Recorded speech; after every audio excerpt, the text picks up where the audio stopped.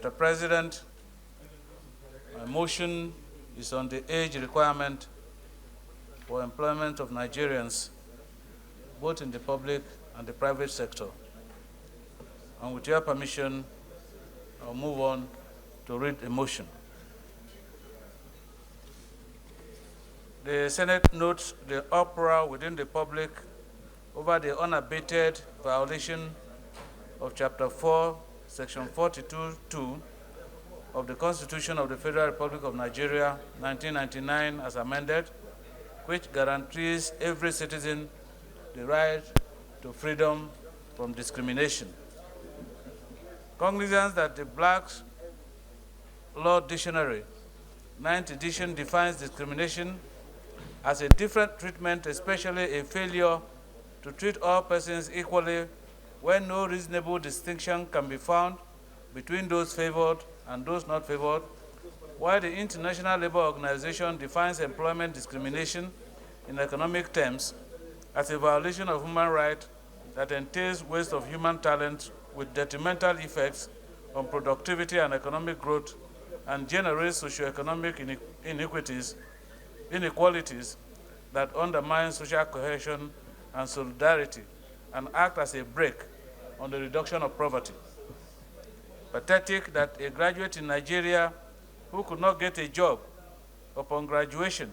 and decided to go back to school with the hope that a higher qualification vis-a-vis a second or master's degree could give him a better employment opportunity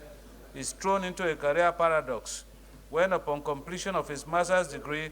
he comes out to find that he is now above the age of employment and therefore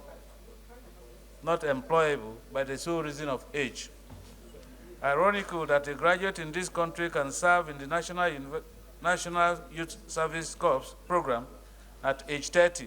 but cannot be gainfully employed thereafter on the fact that he or she is above 30 years, a situation that is a flagrant breach of his fundamental human right. Notes further that the circumstances described in the foregoing presents a predicament of the Nigerian youth who has the prerequisite qualifications, knowledge, skills, and is ready to work, but disqualified or excluded from on the sole and unjustifiable ground that he or she is above the age limit by reason of his or her birth, and this sad situation has led many to commit age fraud by going all the way out to falsify their age to remain within the age limit of employability to the Nigerian civil service and, of course, all other employers of labor in the country.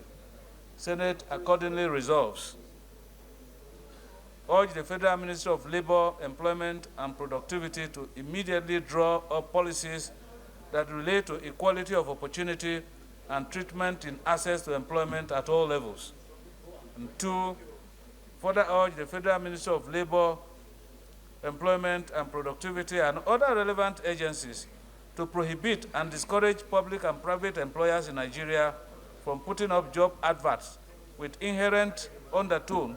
calculated to deprive any qualified Nigerian of being gainfully employed merely by reason of his or her age. I so submit, Mr. President.